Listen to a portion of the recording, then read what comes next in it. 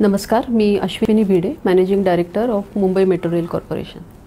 काल 26 मेला सकाळी 9:30 ते 10:30च्या दरम्यान मुंबईमध्ये जो अतिवृष्टी झाली आणि एका तासामध्ये जवळजवळ 90 मिलीमीटरचा पाऊस पडला, त्याच्यामुळे मुंबई मेट्रो लाईन 3 या भूमिगत मेट्रोच्या आचार्य अत्रे चौक या स्थानकामध्ये पाणी शिरलं।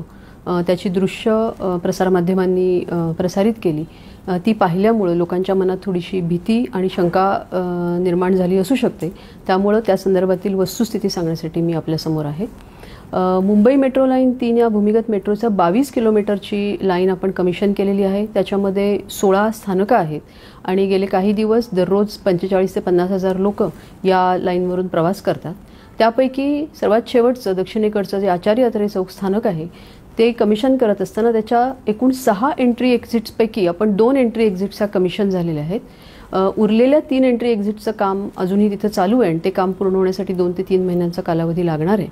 त्यापैकी एका एंट्री एक्झिटसाठीचं जे अंडर कन्स्ट्रक्शन एंट्री एक्झिट होती त्याचं पीठ होतं, त्याच्या भोवतीची जी स्टॉर्म वॉटर ड्रेन यंत्रणा आहे ती अतिवृष्टीमुळे आणि त्याच्या मागोमाग झालेल्या हायटाईडमुळे ही ओव्हरवेल्म झाली आणि त्या पूर्णपणे भरून गेल्यामुळे त्याच्यातून पाण्याचा विसर्ग जो समुद्रात व्हायला पाहिजे तो न होता तो मेट्रो स्थानकाचं जे अंडर कन्स्ट्रक्शन पीठ होतं त्याच्यामध्ये हे पाणी आलं आणि जवळजवळ एका तासाभरामध्ये 11 लाख लिटर पाणी त्या लहानशा पीठमध्ये जमा झालं आणि त्यामुळे त्याला जाण्यासाठी जागा नसल्यामुळे हे सगळं पाणी स्थानकामध्ये आतमध्ये शिरलं। या स्थानकाच्या एंट्रीचं कन्स्ट्रक्शनचं काम चालू असल्यामुळे त्याच्या बाहेर एक बंडवॉल तयार करून आम्ही निरोधन यंत्रणा ठेवलेली होती, परंतु त्यामध्ये इतकं पाणी वाहून थोपवण्याची क्षमता त्याच्यामध्ये नव्हती। त्यामुळे हे सगळं पाणी त्या बंडवॉलवरून स्थानकामध्ये गेलं आणि प्लॅटफॉर्म आणि कॉन्कोर्स या सगळ्या ठिकाणी ते पाणी गेलं।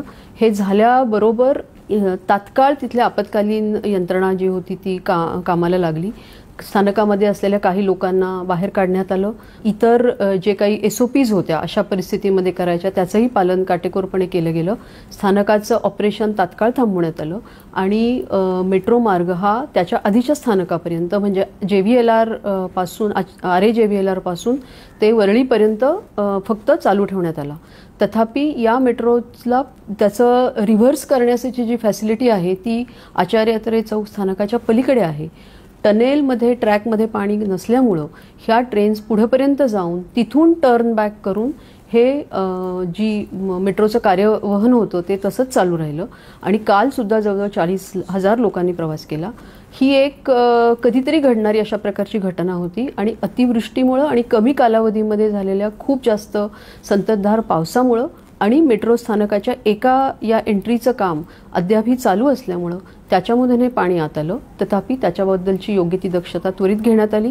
अशी घटना पुढे होऊ नये म्हणून एक कायमस्वरूपी यंत्रणा सुद्धा तिथे निर्माण करण्यात येत आहे आणि हे स्थानक आम्ही आत्ता सध्या जे बंद आहे ते पुढच्या 1-2 दिवसामध्ये आपण पुन्हा कार्यान्वित करत आहोत।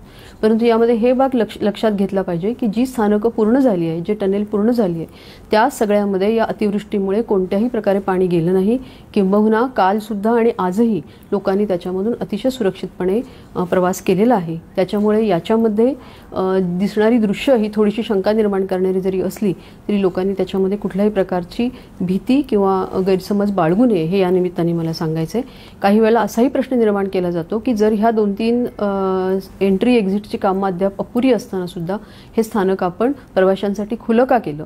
कारण हे स्थानकाचं काम सगळं पूर्ण झालेलं आहे। 2 एंट्री एक्झिट्स ज्या आहेत त्या प्रवाशांसाठी सध्या जी रायडरशिप आहे त्यासाठी त्या पुरेशा आहेत। त्यामुळे ह्या लक्षात घेऊन वरळी किंवा आचार्य अत्रे चौकापर्यंतच्या सुद्धा ह्याची कनेक्टिव्हिटी व्हावी या चांगल्याच उद्देशाने या स्टेशन आपण कार्यान्वित केलेलं होतं आणि आत्तापर्यंत त्या स्टेशनवर अत्यंत योग्य रीतीने कामसुद्धा चालू आहे। यामध्ये पुरेशा अशा प्रकारच्या घटना पुन्हा घडली तर त्यासाठीच्या पुरेशी दक्षता घेऊन या उर्वरित हे जे स्थानक आहे ते पुन्हा आम्ही कार्यान्वित करणार आहोत आणि स्थानकाचं राहिलेलं काम जे आहे जे एंट्री एक्झिटचं ते पुढच्या 2 ते 3 महिन्यामध्ये पूर्ण करून त्यासुद्धा आम्ही प्रवाशांच्या सोयीमध्ये आणणार आहोत। तर ही यंत्रणा अतिशय सुरक्षित आहे याची या निमित्ताने मी ग्वाही देऊ इच्छिते आणि बाकी सर्व उरलेले जो काही मार्गिका आहे ती अत्यंत सुरक्षितपणे आणि नियमितपणे त्याचं कार्यवहन चालू आहे हे या निमित्ताने लोकांपर्यंत पोहोचवू इच्छिते। धन्यवाद।